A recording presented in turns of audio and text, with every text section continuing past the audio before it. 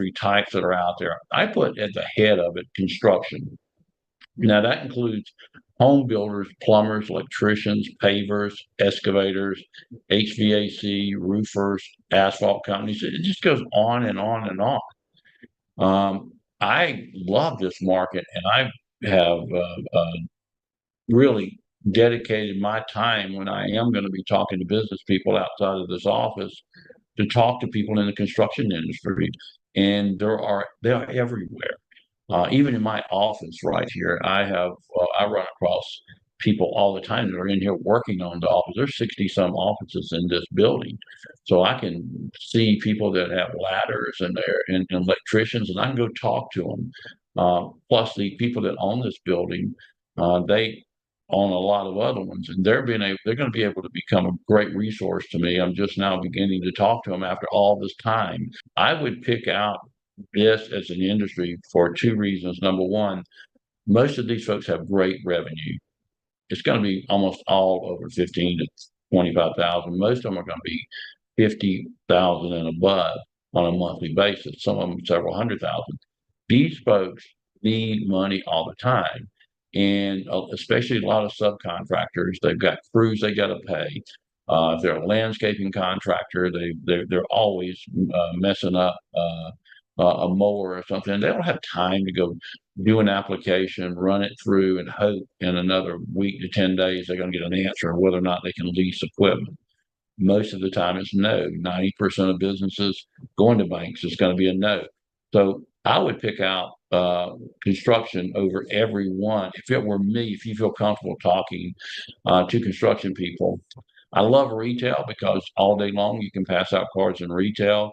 The smaller ones like ice cream shops and little lighting companies, shipping and mailing. Usually the owners there, they're really good. And if you see any kind of landscaping, and by the way, this is the perfect time.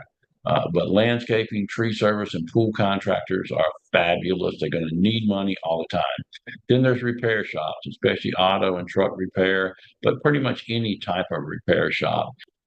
There are some high risk industries out there that may only qualify for 25 to 100% of what their current monthly revenue are, and you just need to understand what those are.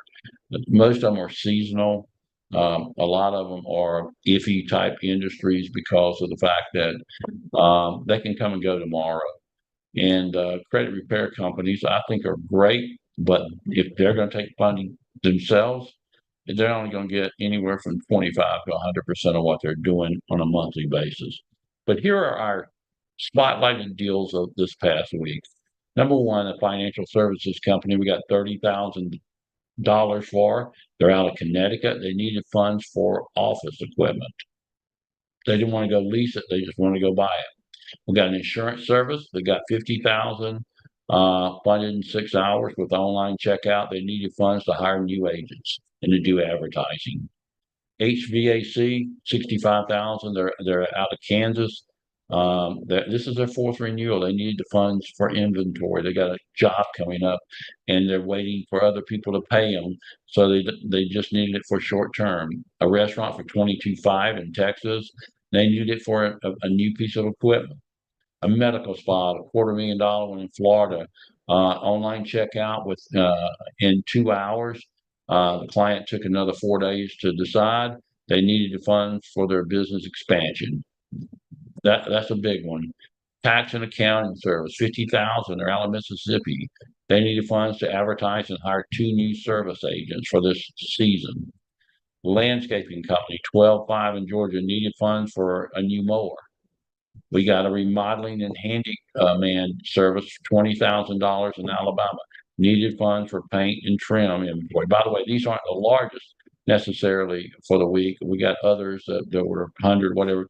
These are just different and unique in different states.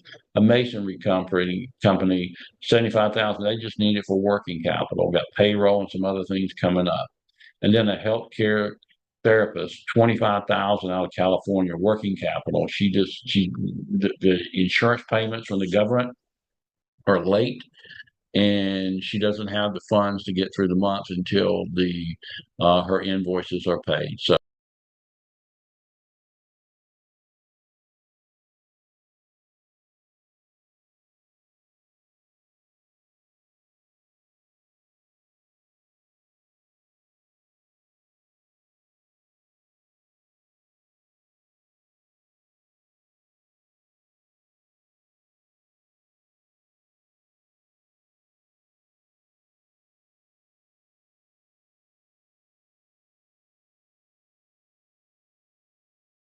and they chose to move forward with us for $75,000 on the with the 100% prepayment discount addendum. David mentioned this the other day, but they accepted the offer. They took the 75, and that was on December the 23rd.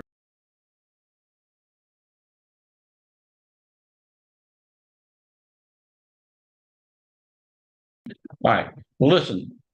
Um, I just want to make sure everybody understands how the whole system works. I know you do because you're pros, but our lenders on the Bank Breezy platform, they all determine the client's funding amounts. It's never determined by us and what the factor rates are, and they do all that by assessing what the business financial health looks like through cash flow, and primarily they evaluate overall revenue as this produces insight into the business's ability to actually repay it. And then it talks about lenders also consider the length of time they've been in business, the industry type, what kind of existing debts or financial obligations that they may have.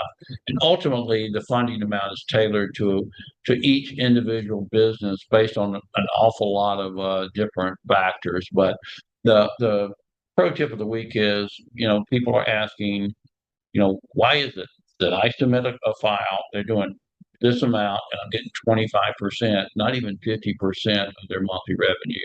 I want to give you some factors that come into play. Number one is the credit profile. If it's really, really, really, really bad, so or even not so great at all, and it's not extremely bad, that's going to determine how much that each one of these lenders are going to risk.